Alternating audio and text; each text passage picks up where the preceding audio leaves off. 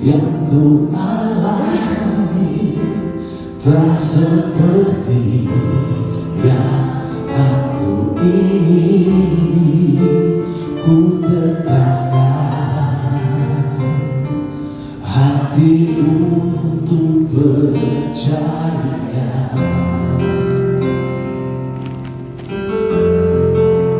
Ada saatnya yang ku hadapi, seringkali aku tak mengerti. Ku memilih untuk tetap setia sampai akhir di hidupku. Ku kan tetap menyembahmu, melayanimu seumur hidupku. Sampai ku menutup mata, ku tetap mengasihimu. Biar kau dapati ku hamba-Mu yang setia, yang selalu kau cari. Biar kau temukan di dalamku. Selama ku hidup, ku mau menyembah-Mu. Selama kau sangat berarti bagiku. Yang terbaik, yang terbaik yang ada padaku, ku persembahkan kepada.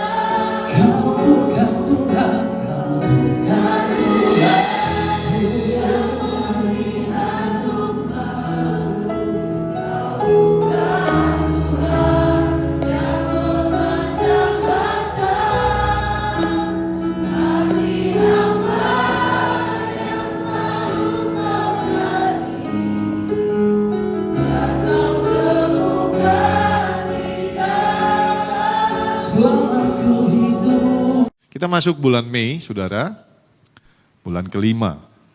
Waktu terus berjalan dan bersyukur buat kasih setia Tuhan, kita boleh beribadah pagi ini dalam keadaan yang baik. Saya tahu ada pergumulan-pergumulan yang belum selesai dalam hidup kita, tapi percayalah waktu kita dengar tuntunan Tuhan, kita mau lakukan firman Tuhan, saya percaya semuanya akan dibereskan oleh Tuhan. Amin. Nah, bulan ini kita mau sharing firman Tuhan, mau belajar firman Tuhan, sesuatu yang penting. Saudara perhatikan, tiap bulan ada tema-tema baru yang menuntun mengajar kita. Dan kalau saudara, Bapak, Ibu, teman-teman semua betul-betul memperhatikan, menyimak, merenungkan, semua yang disampaikan dari mimbar itu penting buat hidup kita.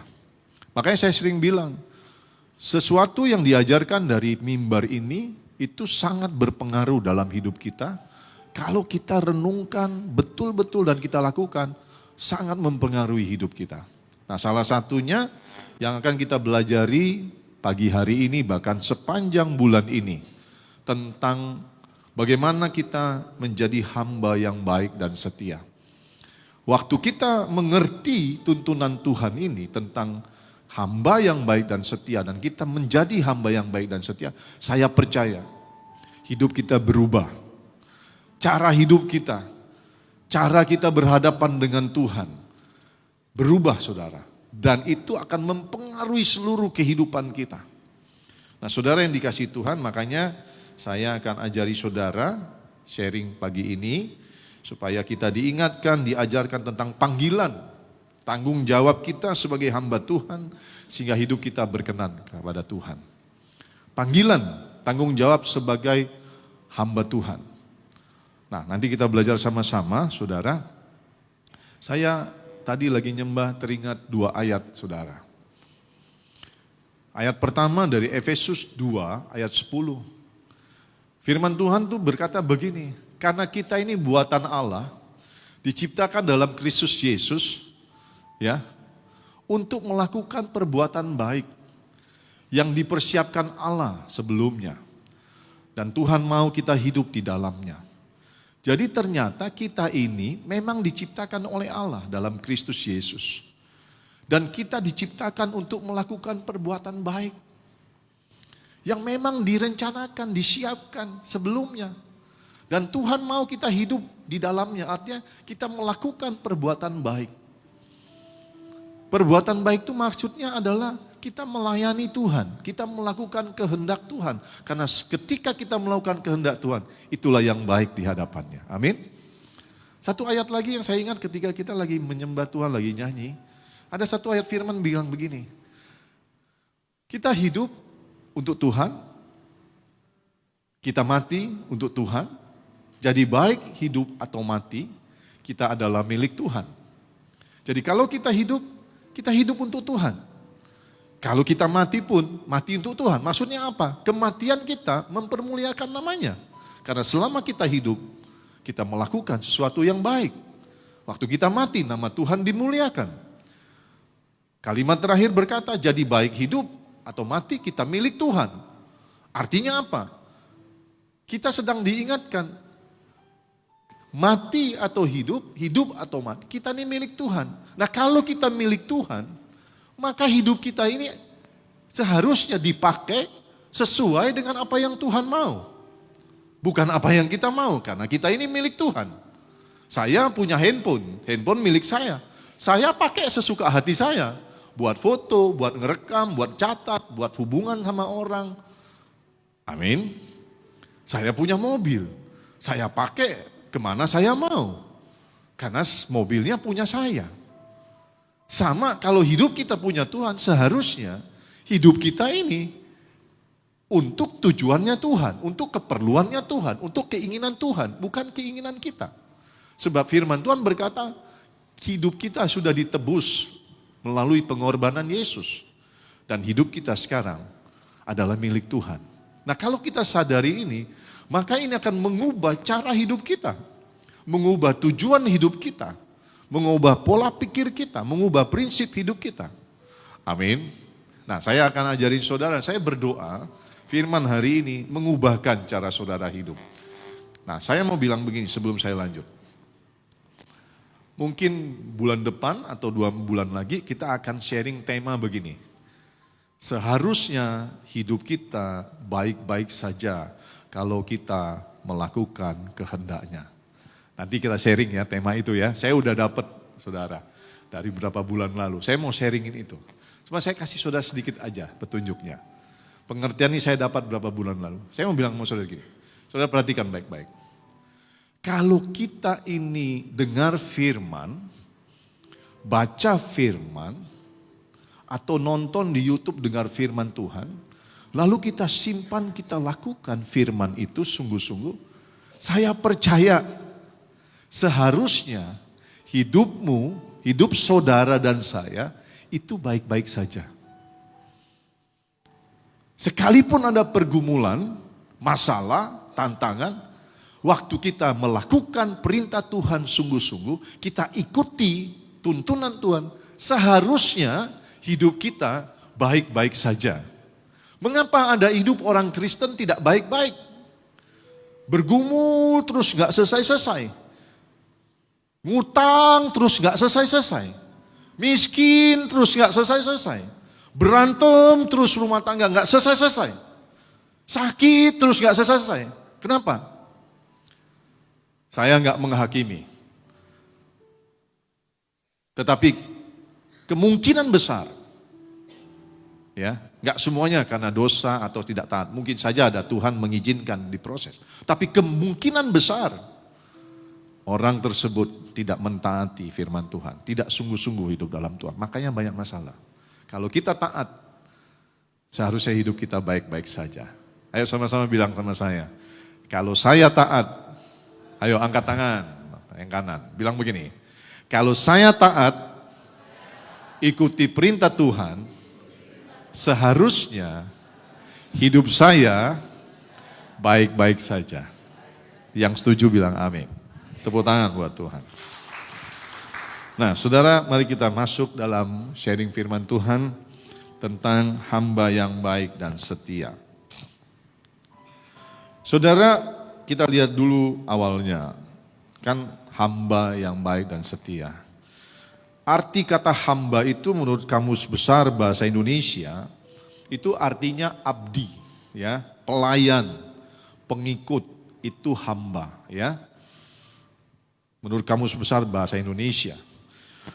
Dalam Kamus Bahasa Inggris, kata hamba itu disebut dengan servant. Servant itu artinya pelayan. Makanya ada kata service. Service itu kata kerja. Servant itu kata benda. Orang yang melakukan service, pelayan, saudara. Ya. Nah, mari kita lihat Kejadian 26 ayat 24. Kita ini, saudara dan saya, disebut hamba Tuhan. Jadi hamba Tuhan itu bukan hanya pendeta atau para pelayan Tuhan, para pengerja, tapi seluruh orang percaya, bahkan seharusnya seluruh umat manusia itu adalah hamba Tuhan.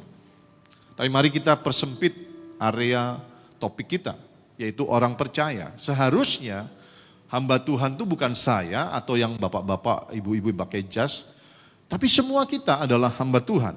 Nah, mari kita lihat sejarahnya pertama. Pertama kali Allah menyebutkan hambaku, yaitu hambanya Tuhan, itu kepada Abraham, saudara. Ada di Kejadian 26 ayat 24. Ya, sudah bisa lihat di situ. Tuhan berkata begini, lalu itu Tuhan ngomong sama Ishak, saudara, anaknya Abraham. Tuhan bilang sama Ishak begini, lalu pada malam itu Tuhan menampakkan diri kepadanya, kepada Ishak, ya, serta berfirman, akulah Allah ayahmu Abraham.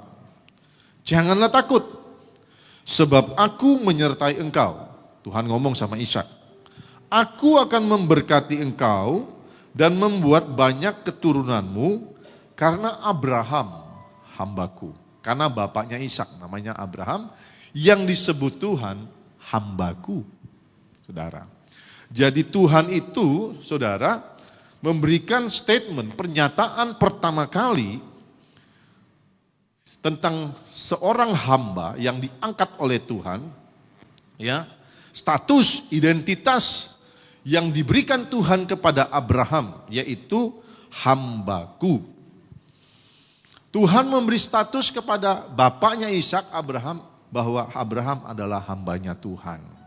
Nah, saudara, kita orang percaya, ya, di dalam perjanjian baru bilang begini, kita yang menerima Kristus sebagai Tuhan dan Juru Selamat, maka kita ini disebut sebagai keturunan-keturunan Abraham secara rohani. Ya. Sehingga kita juga mewarisi janji-janji yang diberikan Tuhan kepada Abraham. Keren, saudara. Janji Tuhan kepada Abraham, saudara bisa baca di Kejadian 12 ayat kedua sampai ayat keempat. Waktu itu Tuhan janji begini, aku akan membuat engkau menjadi sangat banyak. Aku akan membuat namamu masyhur. Ya, jadi sangat banyak keturunan Abraham. Namanya menjadi masyhur, ya.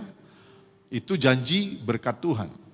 Lalu janji pembelaan, perlindungan. Aku akan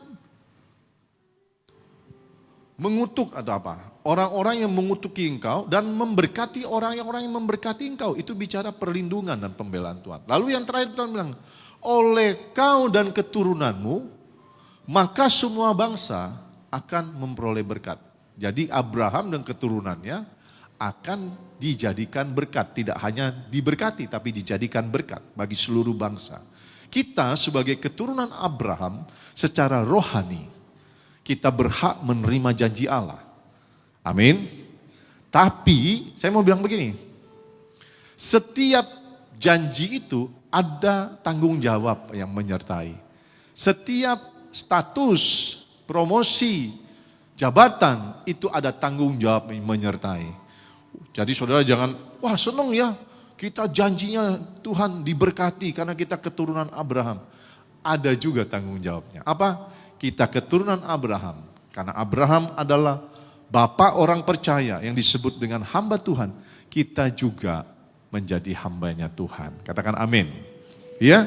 Dan kita sebagai keturunan-keturunan Abraham secara rohani, kita juga mewarisi status atau identitas sebagai hamba Tuhan. Nah, ayatnya di mana Pak? Nih. Imamat pasal 25 ayat 55. Ya. Ayo baca sama-sama. Karena padakulah orang Israel menjadi hamba. Mereka itu adalah hamba-hambaku kata Tuhan. Ku-nya itu huruf besar saudara. Ku-nya itu Tuhan, hamba-hambaku. Yang kubawa keluar dari Mesir. Akulah Tuhan Allahmu. Jadi Abraham itu disebut hamba Tuhan.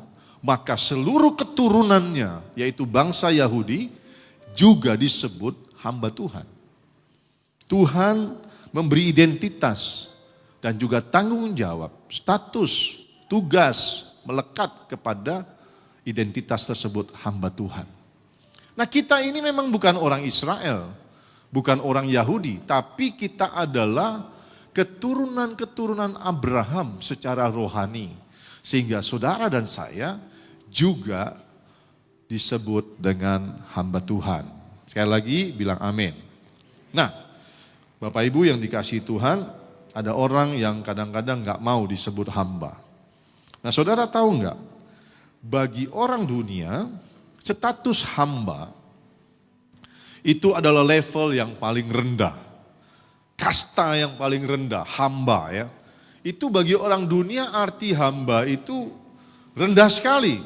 Yaitu budak saudara, pelayan, jongos, pembantu saudara. Makanya kalau orang gak ngerti ini gak mau melekatkan status hamba dalam hidupnya. Karena belum mengerti. Bagi orang dunia itu level paling rendah saudara. Sebentar ya, panas ini mesti hidup freonnya.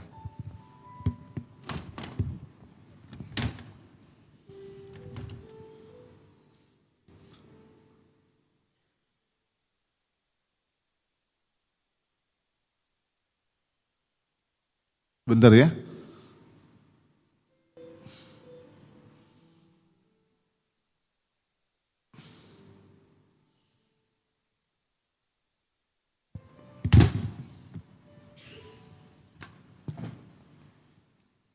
Tolong Pak Abed. Maafkan saya, saudara dingin di sana. Sini freonnya nggak hidup panas. Nah saudara kita lanjut. Lihat sini aja biar Pak Abed yang ini. Itu yang dipegang Pak Abed. Sampai hidup, ya dipegang lama-lama. Jadi lampunya itu. Nah saudara boleh lihat saya, kita lanjut. Sorry. Saudara bagi orang dunia status hamba itu level yang paling rendah. Banyak orang gak mau. Bahkan orang Kristen gak ngerti juga gak mau. Tapi tahu gak saudara? Bagi kita orang percaya, status hamba itu justru merupakan satu kebanggaan. Kenapa? Waktu kita bilang kita nih hamba Tuhan, itu bukan sesuatu yang rendah, yang hina, bukan. Justru predikat hamba Tuhan itu adalah satu kehormatan, saudara. Satu predikat yang penuh dengan kemuliaan yang kita bisa dapatkan. Kenapa? Karena kita adalah hamba Tuhan. Kita mengabdikan diri kepada Raja segala raja. Tuhan segala Tuhan, pencipta langit dan bumi. Waktu kita menjadi hambanya Tuhan, pelayannya Tuhan, kita dipenuhi dengan kemuliaan Tuhan. Karena bukan sembarang yang kita layani, tapi Dia adalah Tuhan yang maha mulia, penguasa langit dan bumi. Saya kasih contoh saja. Kalau orang bisa melayani di istana presiden, bangga sekali saudara. Amin.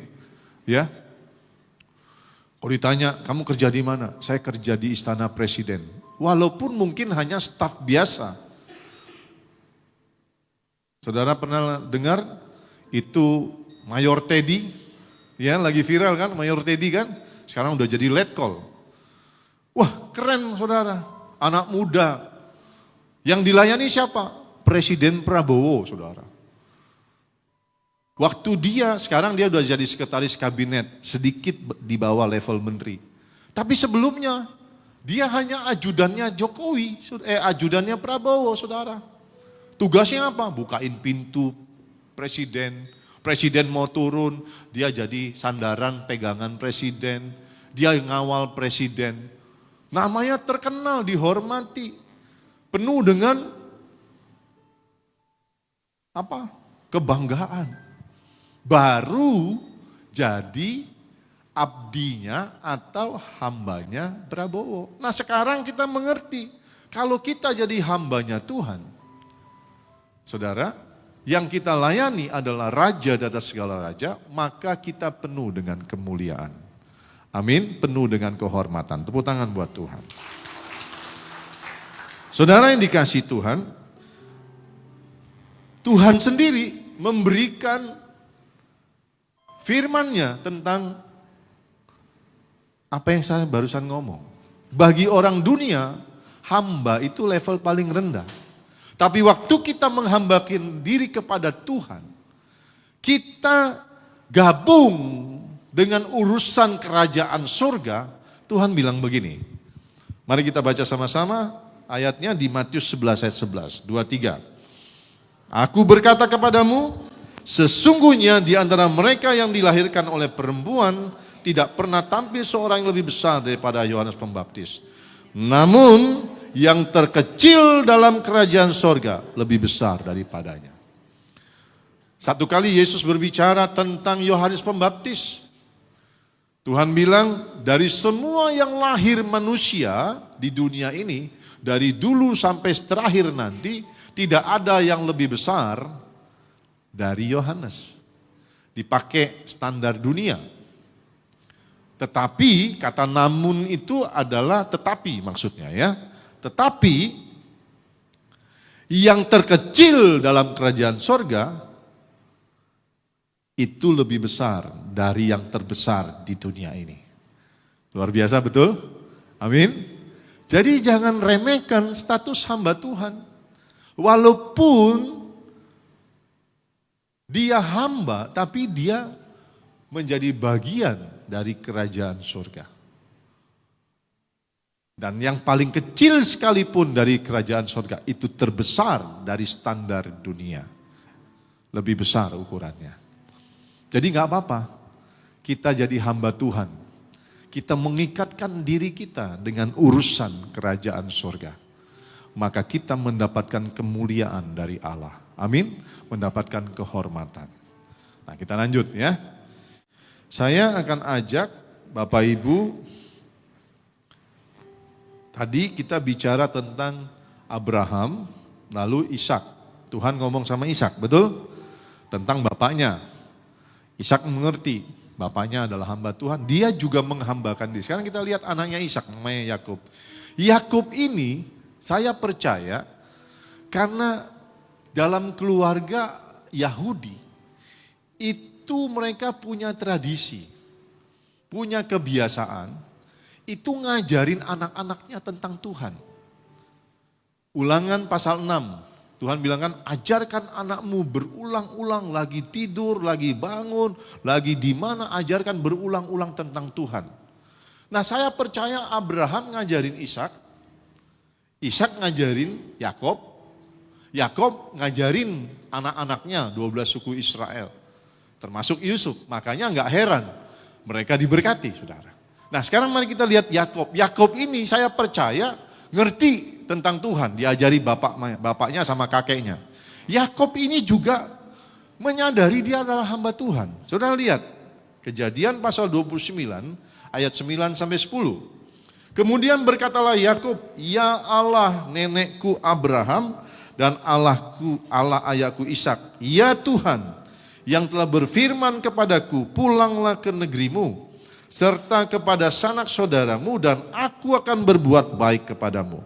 Sekali-kali aku tidak layak untuk menerima segala kasih dan kesetiaan yang kau tunjukkan kepada hambamu ini. Ini Yakub lagi ngomong sama Tuhan, dia bilang kepada hambamu ini. Ya, sebab aku membawa hanya tongkatku ini waktu aku menyeberang sungai Yordan ini, tapi sekarang telah menjadi 2 pasukan. Dengan rasa syukur dan bangga, perhatikan, dengan rasa syukur dan bangga, Yakub mengakui bahwa dia adalah hamba Tuhan. Ya, Yakub itu kalau kita baca sejarah Yakub, waktu dia habis tipu bapaknya dan dia tipu kakaknya Esau, dia ketakutan, dia lari saudara dari kampung halamannya. Dia buron saudara, dia lari, lalu dia tinggal di rumah pamannya Laban. Waktu dia lari, dia ketakutan, dia nggak bawa apa-apa. Tapi setelah dia kerja di rumah Laban, 7 tahun kali 2, dia dapat istri, saudara, dia dapat kekayaan semua. Tuhan suruh dia pulang.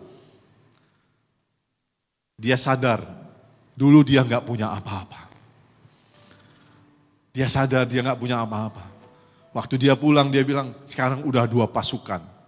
Udah banyak sekali anggotanya, karyawannya.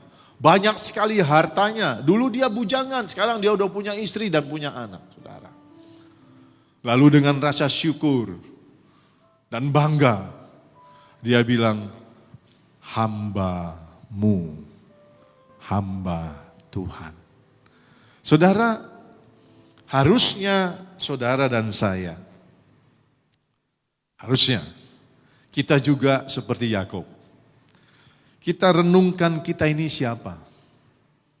Makanya saya sering ajak Bapak Ibu, coba ingat 5 tahun lalu. Coba ingat 10 tahun lalu.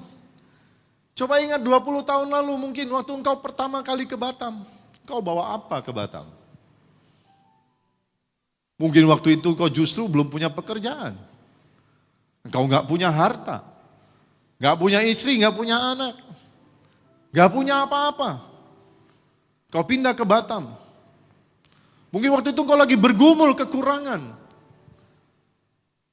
Tapi sekarang setelah engkau sekian tahun di Batam, engkau punya suami, engkau punya istri, engkau punya anak, engkau punya rumah, engkau punya mobil, engkau punya pekerjaan, badanmu tambah gemuk, sehat.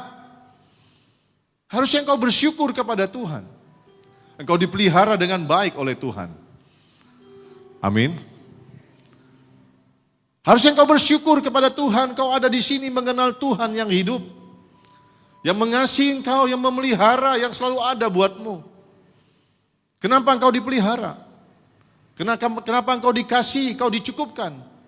Karena engkau adalah hambanya Tuhan. Amin. Hamba itu enggak perlu khawatir tentang hidupnya. Karena Tuhan pelihara, siapkan. Amin. Kalau kita kerja sama bos, enggak usah khawatir. Karena tiap bulan terima gaji. Yang penting kita kerja. Betul enggak Pak Ardeman? Betul enggak saudara? Harusnya dengan rasa syukur kita juga bilang begini, terima kasih Tuhan. Seperti Yakub. Dulu aku enggak punya apa-apa.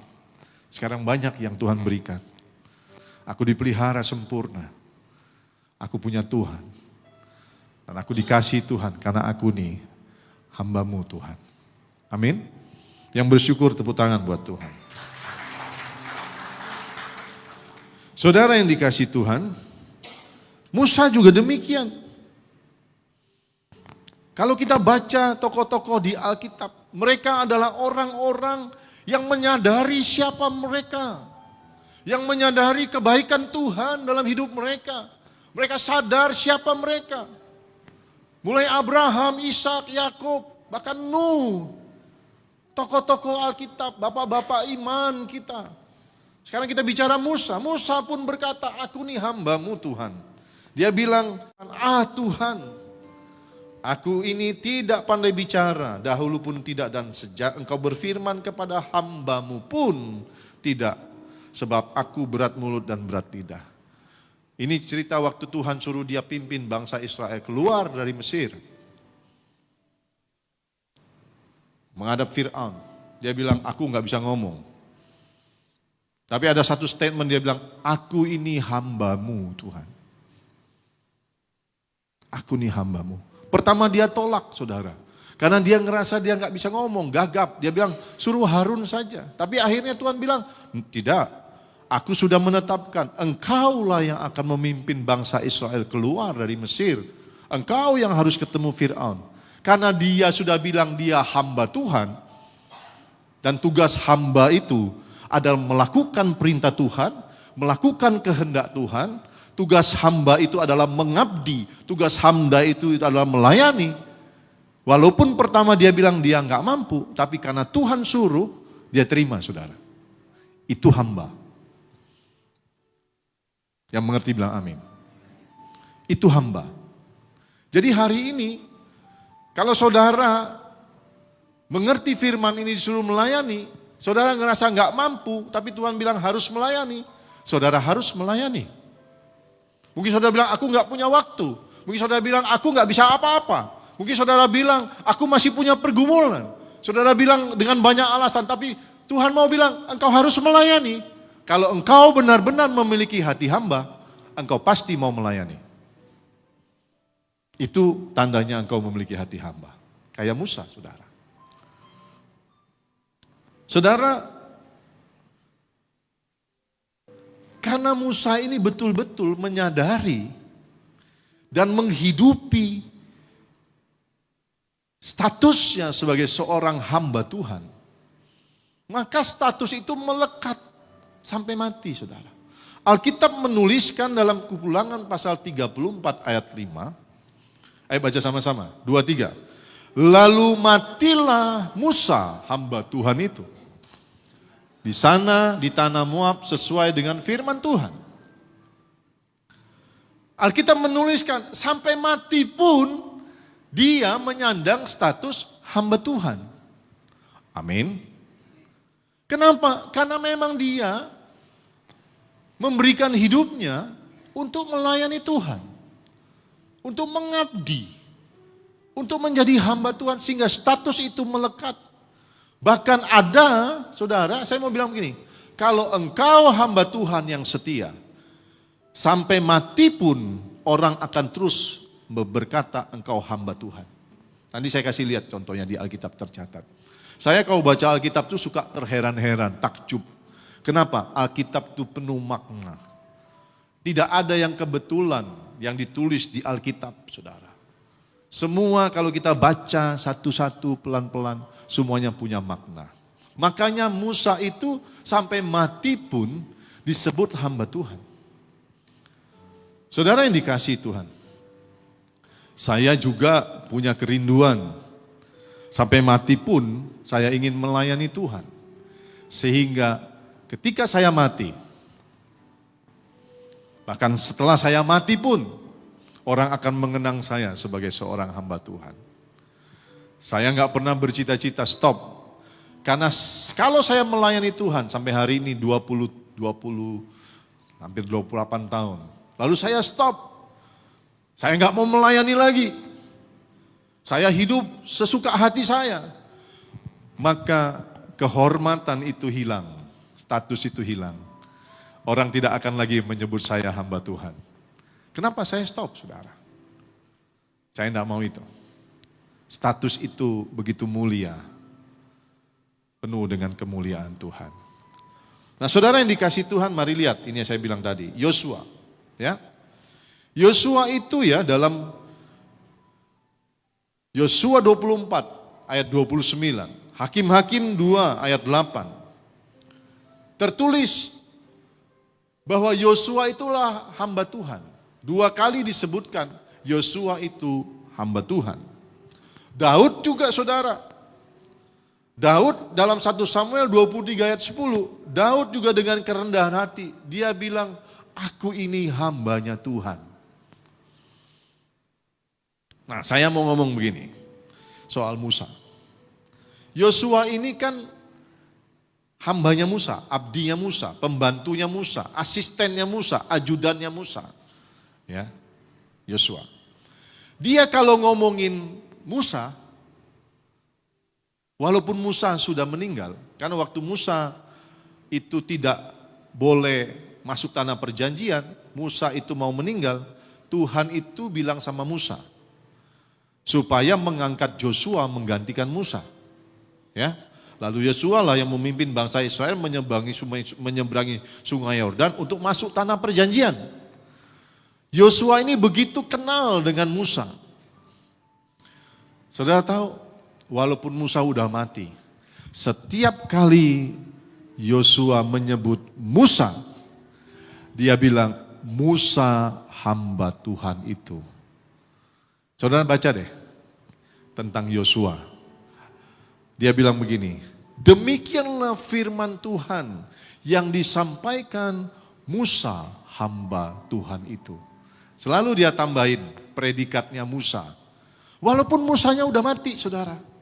Dia yang menggantikan, tapi setiap kali dia menyebut nama Musa, dia bilang, Musa hamba Tuhan itu. Demikianlah firman Tuhan yang disampaikan Musa hamba Tuhan itu. Dia bilang yang lain, demikianlah perintah Tuhan yang diberikan kepada kita melalui Musa hamba Tuhan itu. Jadi saudara, ternyata status hamba Tuhan itu melekat kepada Musa walaupun dia sudah meninggal, saudara. Itu kehormatan, saudara. Nah, saya mau ngomong sama saudara begini. Kalau sepanjang umur hidup saudara melayani Tuhan sampai akhir, maka saudara akan dikenang oleh generasi-generasi seterusnya. Ketika namamu disebut, orang berkata, hamba Tuhan itu. Saya berdoa Pak Sam, selesai sampai meninggal, sampai Tuhan panggil, tetap melayani. Sehingga ketika orang menyebut Pendeta Samuel Sohoka, Pak Semi, hamba Tuhan itu. Hamba yang setia. Harus begitu, saudara. Saudara dan saya harus jadi history maker. Katakan history maker. Pembuat sejarah. Saudara melakukan sesuatu yang tidak bakal dilupakan. Saudara melakukan sesuatu yang akan diceritakan dari generasi ke generasi. History maker, sesuatu yang luar biasa, yang baik. Sebagai seorang Kristen, sebagai seorang hamba Tuhan, saudara harus jadi history maker. Di keluarga saudara, di lingkungan saudara, di gereja saudara, di masyarakat saudara. Jadi history maker, saudara. Bukan trouble maker. Trouble maker itu artinya pembuat masalah, tapi bukan itu yang Tuhan mau. Saudara harus jadi history maker. Pembuat sejarah. Saya ingin dikenang. Seandainya Tuhan belum datang 200 tahun lagi, masih ada gereja ini. Saya nggak tahu generasi keberapa, kita udah nggak ada di sini lagi Pak Abed, Pak Ardeman nggak ada lagi kita. Saya ingin dikenang. Kalau 200 tahun lagi generasi kelima mungkin jadi gembala jemaat di sini. Mereka ingat dulu gembala pertamanya Pak Ferry. Gembala yang meletakkan pondasi nilai-nilai yang benar di gereja ini. Saya ingin dikenang sebagai history maker. Bagi anak cucu saya. Mereka dengan bangga berkata, dulu opa kami, opung kami, bolang kami, itu adalah pendeta yang setia sampai selesai. Kami adalah keturunan-keturunan dari pendeta Ferry Wijaya. Bangga mereka, saudara. Pak Ardeman juga harus begitu. Tapi kalau saudara cuma diam tanpa melakukan sesuatu, apa yang mau diingat? Histori apa yang saudara mau bikin?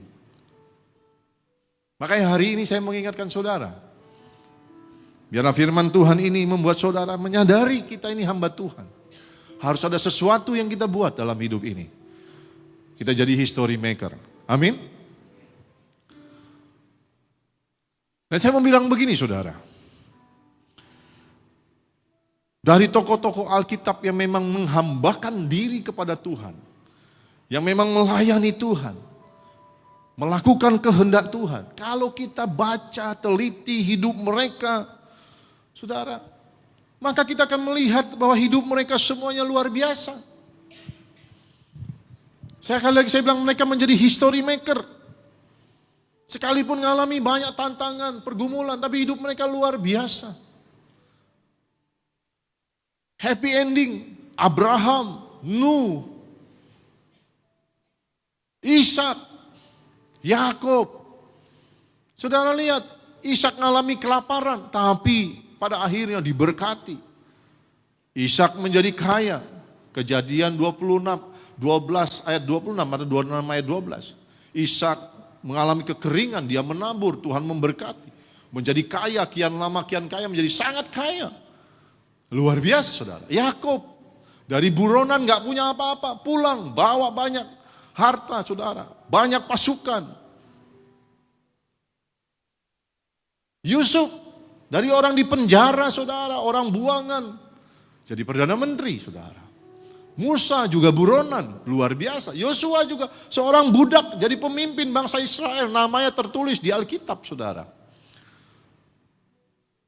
Saya bisa cerita sampai sore tentang tokoh-tokoh Alkitab yang luar biasa. Kenapa? Karena mereka menghambakan diri kepada Tuhan. Mereka menghidupi itu, saudara. Mereka melakukan kehendak Tuhan. Mereka dengar perintah Tuhan, mereka lakukan. Dan saya percaya, kalau saudara juga menghambakan diri kepada Tuhan, artinya saudara dengar firman, saudara lakukan. Saudara tahu tugas tanggung jawab saudara, saudara lakukan sungguh-sungguh. Saudara hidup dalam kehendak Tuhan.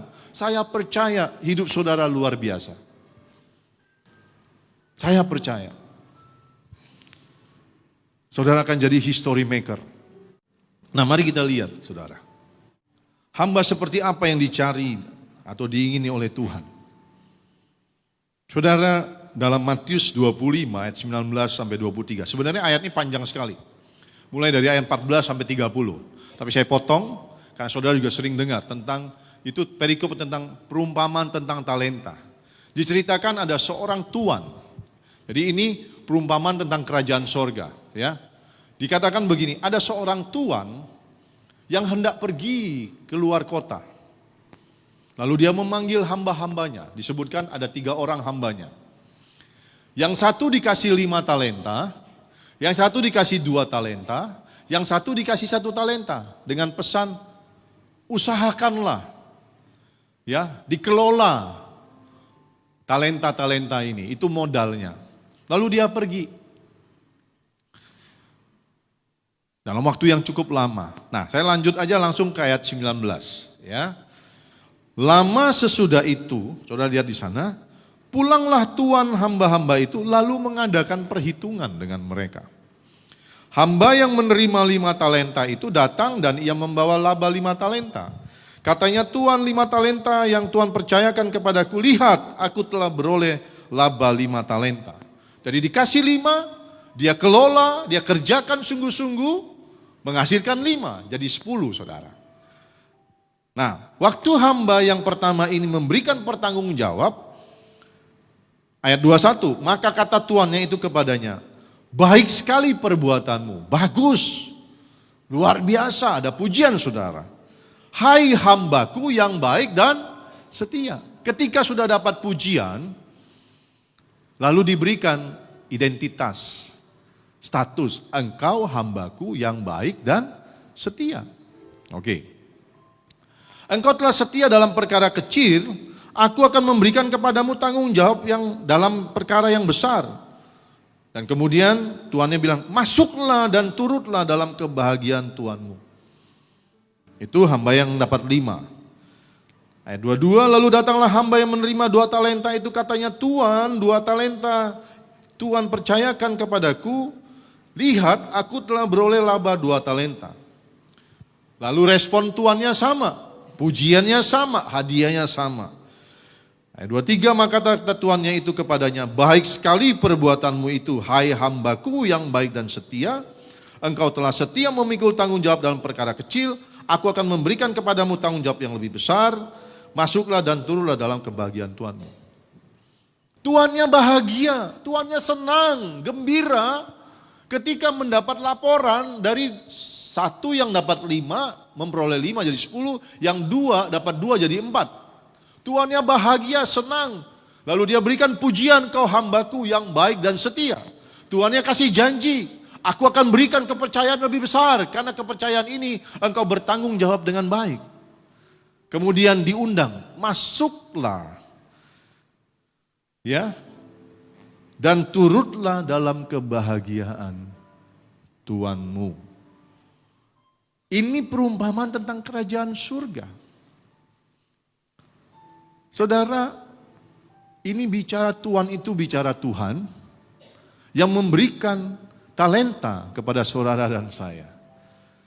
Modal, apa yang Tuhan berikan kepada kita? Pertama, umur, kesehatan, kekuatan, hikmat, kepintaran, kesempatan, bakat, potensi, harta, semuanya diberikan kepada kita. Ada yang diberikan 5, ada yang dikasih 2, ada yang dikasih 1 menurut kasih karunia Tuhan. Tuhan tahu kemampuan kita masing-masing. Seperti cerita ini, dengar baik-baik Bapak Ibu. Satu kali nanti Tuhan akan datang kembali. Dan kita semua harus mempertanggungjawabkan semua talenta, semua potensi, semua yang Tuhan titipkan kepada kita untuk kita kelola, untuk kita kerjakan. Tuhan akan tanya sama Pak Ardeman, mana tanggung jawabmu? Sama Pak Siaan, sama Kevin, sama Pak Rubiono, Ibu semua, mana tanggung jawabmu? Apakah kau sudah mengerjakan apa yang kuperintahkan dengan sungguh-sungguh? Apakah engkau serius melipat gandakan apa yang sudah kupercayakan dari 5 jadi 10, dari 1 jadi 2, dari 2 jadi 4, saudara. 5 jadi 10, 2 jadi 4, 1 jadi 2. Berapapun yang Tuhan berikan harus kita lipat gandakan. 5 dapat 5 itu bicara sempurna, 100%. Bukan 5 tambah 3, Tuhan tidak mau. Tuhan mau kita maksimal. Amin. 2 jadi 4.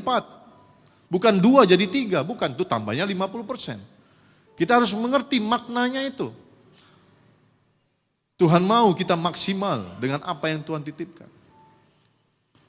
Jangan sampai nanti ketika kita menghadap Tuhan, kita seperti hamba yang dapat 1 talenta. Saya nggak tuliskan di sini, terlalu panjang. Sebenarnya ada kelanjutannya. Yang ketiga, hamba yang dapat 1 talenta itu datang dengan wajah murung, berkata kepada Tuhan, Tuhan, aku tahu engkau tidak menuai dari tempat kau menanam, engkau hamba yang jahat, engkau tuan yang jahat, kata hamba itu. Karena itu aku simpan talenta yang kau berikan, sekarang aku kasih. Ngamuklah tuannya, saudara, marah besar tuannya. Tuannya bilang, engkau hambaku yang jahat dan malas. Lalu tuannya bilang gitu sama yang lain, ambil yang 1 talenta itu daripadanya. Ambil, tidak ada gunanya dikasih ke dia. Ambil. Dan kemudian ikat dia, campakkan kata Tuhan, kata tuannya. Campakkan dia ke tempat yang paling gelap, di mana di sana ada kertak gigi, artinya penderitaan karena hukuman. Saudara, jangan saudara jadi hamba yang ketiga, hamba yang jahat dan malas. Kenapa? Karena saudara tidak melakukan apa yang Tuhan percayakan dalam hidupmu. Tuhan kasih kesehatan, umur panjang, kepintaran, kekuatan, kesempatan, harta dan segala sesuatu. Saudara nggak pernah serius mengelolanya. Saudara cuma mikirin diri saudara sendiri. Saudara beralasan ini dan itu, bahkan menyalahkan Tuhan. Jangan sampai saudara. Itu bicara pertanggungjawaban hidup kita kepada Tuhan. Kita hamba yang jahat dan malas. Jangan sampai kita dicampakkan ke tempat yang paling gelap. Itu bicara tentang api neraka, di mana ada kesakitan dan penderitaan yang sangat. Karena kita tidak menyadari Bahwa kita adalah hamba Tuhan yang harusnya melakukan apa yang Tuhan percayakan pada kita. Sampai di sini ada amin? Bangkit saudara, sudah berapa lama sudah jadi Kristen? Sudah sering saya dari mimbar ini mengajak saudara, kalau bisa mulai pelayanan di gereja. Mulai ambil pelayanan di gereja. Kenapa mulai dari pelayanan di gereja? Supaya melalui gereja saudara belajar bagaimana menginjil orang. Saudara belajar firman Tuhan yang benar. Saudara belajar mendoakan orang. Bagaimana saudara membimbing orang. Dari gereja kita belajar, baru kita keluar.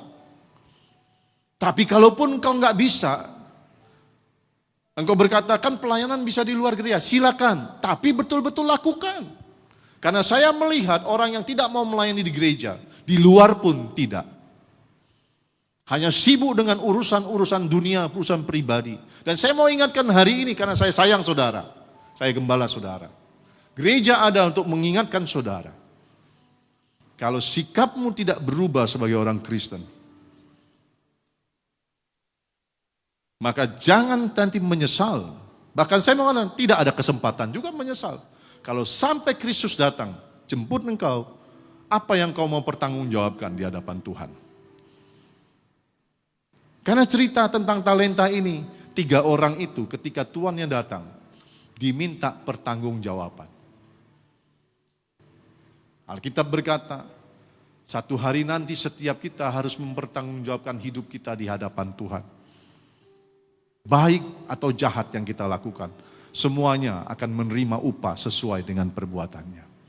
Kalau engkau sebagai hamba Tuhan, engkau tidak melakukan apa yang harusnya engkau lakukan sebagai seorang hamba, melakukan perintah Tuhan, melayani Tuhan. Saya mau bilang begini, jangan marahin saya, tempatmu di neraka. Karena tidak ada yang kau bisa bawa kepada Tuhan.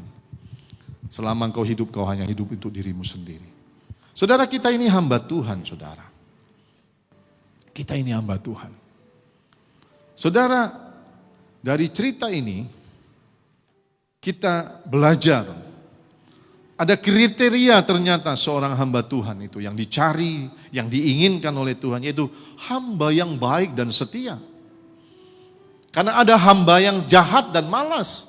Tuhan tidak mau itu. Tuhan mau hamba yang baik dan setia, yang melakukan, yang mengelola, yang menghasilkan sesuatu yang baik di hadapan Tuhan. Tuhan cari hamba yang baik dan setia. Dan ini nggak bisa dipisah-pisah. Karena katanya itu baik dan setia. Kata sambungnya itu dan, bukan atau. Kalau atau kita bisa pilih yang baik atau yang setia. Tapi kata sambungnya yang baik dan setia. Berarti kriteria ini tidak bisa dipisah. Dia dua-duanya harus ada, baik dan setia, saudara. Jika baik, dia pasti setia. Jika setia, dia pasti baik. Ada amin? Tuhan mau saudara dan saya jadi hamba yang baik dan setia. Nah, ciri hamba yang baik dan setia ada 3. Singkat saja, katakan 3. Ya. 3-nya mau begini atau mau begini? Sama aja, saudara. Coba bilang, ada 3. Ya. Yang pertama, hamba yang baik dan setia itu adalah hamba yang memiliki kesadaran bahwa tujuan dia diciptakan salah satunya adalah untuk melayani Tuhan. Dimulai dari kesadaran. Saudara sadar kita ini ada di dunia ini, saudara dan saya ada di dunia ini, kita ini diciptakan Tuhan, salah satu tujuannya untuk melayani Dia, saudara. Dari awal penciptaan, Adam dan Hawa, Tuhan menetapkan tujuan kita diciptakan, yaitu untuk melayani Tuhan. Dan kita harus sadar, harus tahu. Hari ini saudara tahu. Saya beritahu lagi. Dan saya percaya sudah sekian kalinya saudara dengar tentang ini. Saya ingatkan lagi. Tujuan saudara diciptakan Tuhan. Tujuan saudara ada di bumi ini. Salah satunya untuk melayani Tuhan. Katakan apa? Melayani Tuhan. Sadari itu. Itulah yang membuat saya melayani sampai hari ini. Karena saya tahu, saya ini ada di dunia, saya harus melayani Tuhan. Dengan cara apa? Melayani gereja Tuhan. Melayani jiwa-jiwa. Melayani keluarga saya. Melayani masyarakat di mana saya bisa. Kita harus sadar itu, saudara. Juga sadar bahwa semua yang kita miliki, yang kita terima dari Tuhan, yang diberikan Tuhan kepada kita, juga tujuannya adalah untuk melayani dan memuliakan Dia. Sadar kalau kekayaan saudara, kepintaran saudara, kemampuan saudara untuk melayani Tuhan.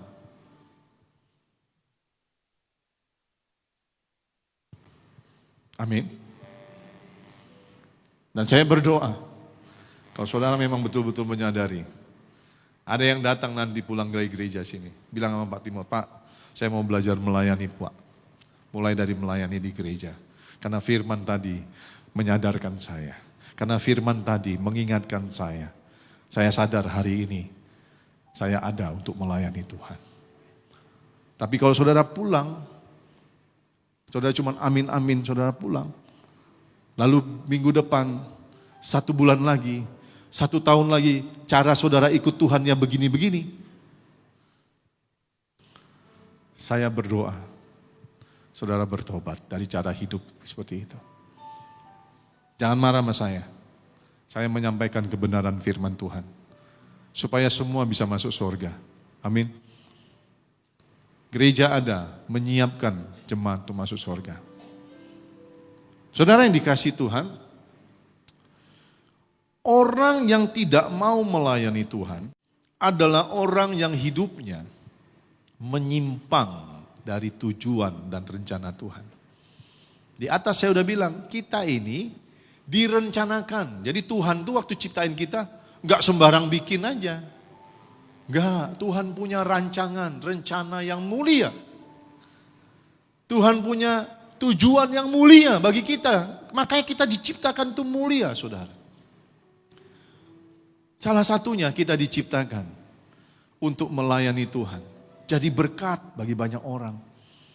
Jadi alatnya Tuhan. Bisa dipakai Tuhan seturut kehendaknya. Tapi kalau kita nggak mau menghambakan diri, artinya melakukan perintah Tuhan, itu sama dengan kita ini menyimpang. Dalam bahasa rohaninya hamartia, menyimpang. Harusnya ke sana, kita ke sana, saudara. Menyimpang. Lari dari tujuan dan rencana Tuhan. Dan saya pastikan kalau kita lari dari tujuan dan rencana Tuhan, maka hidup kita, makanya banyak orang mengalami kesusahan, penderitaan, gagal dalam hidupnya. Karena kita lari dari tujuannya Tuhan. Di awal khotbah tadi saya bilang, selama kita ikutin jalannya Tuhan, di situ kita ngalami kebaikan, janji Tuhan, kemenangan, mujizat. Ada amin? Kalau kita lari, disitulah kegagalan, kesusahan, penderitaan. Mari saudara, mengerti ayat ini. Mengerti firman hari ini. Bawa hidupmu kembali ke jalannya Tuhan. Layani dia baik-baik. Saudara, mari lihat yang kedua. Ciri hamba yang baik dan setia itu adalah hamba yang mengerjakan tugas dan tanggung jawab yang diberikan oleh Tuhan dengan sungguh-sungguh. Itu cirinya. Dikerjakannya tugas dan tanggung jawab sungguh-sungguh. Dan sungguh-sungguh itu kelihatan dari hasilnya. Yang tadi 5, dia kerjakan sungguh-sungguh. Dia dapat 100% sempurna, 100%. Dapat 5 lagi, Alkitab nggak tulis 5 dapatnya 4. 5 dapatnya 2, enggak. 5 dapatnya 5. Itu punya makna, artinya 100% dia kerjakan sungguh-sungguh. Yang 2 jadi 4. Kelihatan dari hasil, seorang hamba yang baik, itu kelihatan dari hasilnya. Kalau dia lakukan sungguh-sungguh, maka hasilnya juga bagus, baik. Karena hasil tidak pernah menipu usaha. Dikerjakan sungguh-sungguh, hasilnya pasti baik. Kalau hasilnya baik, pasti dia nggak sungguh-sungguh. Gampang aja saudara.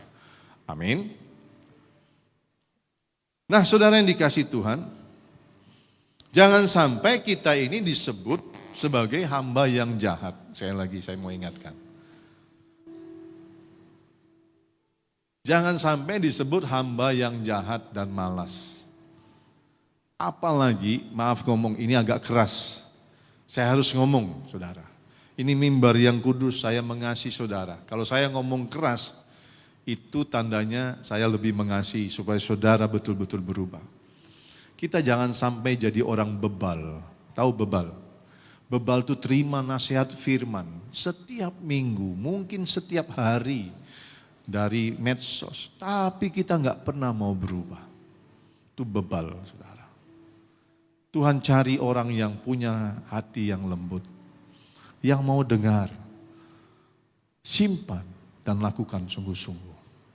Bilang amin, saudara. Mari lihat yang terakhir. Hamba yang baik dan setia itu mengerjakan tugasnya sampai akhir hidupnya. Musa itu sampai selesai, tadi sampai mati, dia tetap sebagai hamba Tuhan. Makanya disebut sampai mati pun Musa disebut hamba Tuhan. Yosua juga sampai mati pun disebut hamba Tuhan. Yang lain-lain juga mereka mengakhiri pelayanannya kepada Tuhan. Sampai akhir hidup mereka. Itu hamba yang baik dan setia. Kesetiaan itu berbicara tentang keteguhan hati. Perhatikan saya.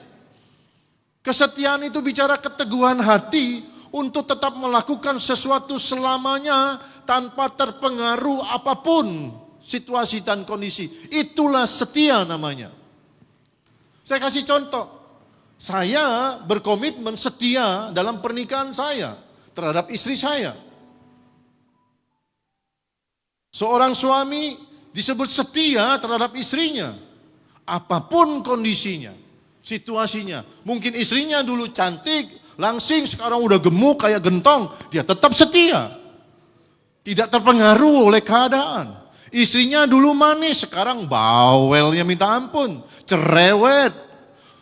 Dia tetap sayang sama istrinya, tidak tergantung situasi kondisi. Istrinya dulu wangi, sekarang bau cabai, bau bawang, dia tetap sayang sama istrinya. Itu setia, sama. Kesetiaan kita sama Tuhan, kita tetap melayani Tuhan. Sampai akhir hidup kita, tidak tergantung keadaan dan situasi kita. Hari ini kita akan doakan para pelayan Tuhan yang mengambil komitmen 2 tahun ke depan. Saya mau bilang sama hamba-hamba Tuhan yang akan didoakan, engkau harus setia. Jangan dikit-dikit, aku gak melayani lagi Pak. Aku lagi ada masalah Pak. Aku lagi berantem sama dia Pak. Oh aku lagi bergumul Pak. Saudara gak setia itu. Setia itu punya keteguhan hati. Apapun yang terjadi, aku tetap mau menjadi hamba Tuhan. Itu setia, saudara. Amin. Nah, Tuhan cari orang-orang yang demikian, saudara. Orang yang setia, mau mengerjakan sampai selesai apapun situasi dan kondisinya. Saudara, saya akhiri dengan ini. Ayo baca sama-sama yuk, 2-3. Matius 24 ayat 46 dan 47. Ini janji Tuhan. Ini firman Tuhan. 2-3. Berbahagialah hamba yang didapati tuannya melakukan tugasnya itu ketika tuannya itu datang. Aku berkata kepadamu, sesungguhnya tuannya itu akan mengangkat dia menjadi pengawas segala milik. Ini Yesus sendiri yang menyampaikan perumpamaan. Kalau kita ini jadi hamba yang rajin, komitmen sungguh-sungguh terus melakukan tugas kita, dan waktu Tuhan datang kita sedang melakukan tugas kita, maka kita disebut berbahagia. Karena kita akan dipuji Tuhan, engkau hambaku yang baik dan setia. Bahkan dikatakan tuannya itu akan mengangkat, kita akan diangkat Tuhan. Seperti firman Tuhan dibilang, kita akan memerintah bersama dia selama-lamanya dalam kerajaan surga. Ini Tuhan bilang sesungguhnya tuannya itu mengangkat dia menjadi pengawas semua miliknya. Kita akan memerintah bersama Tuhan selamanya di kerajaan sorga. Pak Ardeman gak usah cari kerja lagi di Shipyard. Karena tempatmu nanti di sorga, kau gak usah menderita lagi. Panas-panas, ngelas-ngelas. Amin. Karena setia melayani. Amin. Mari kita berlomba-lomba untuk mendapatkan hadiah dari Tuhan. Karena kita setia melayani Dia. Saya mengakhiri firman Tuhan hari ini dengan doa. Semua, gak cuma nanti yang didoakan yang mengambil komitmen melayani. Bapak-bapak yang di belakang, adik-adik semua, ibu-ibu. Mari, mulai hari ini, sadari engkau hamba Tuhan. Ambil komitmen melayani. Karena memang tugas seorang hamba itu melayani. Amin.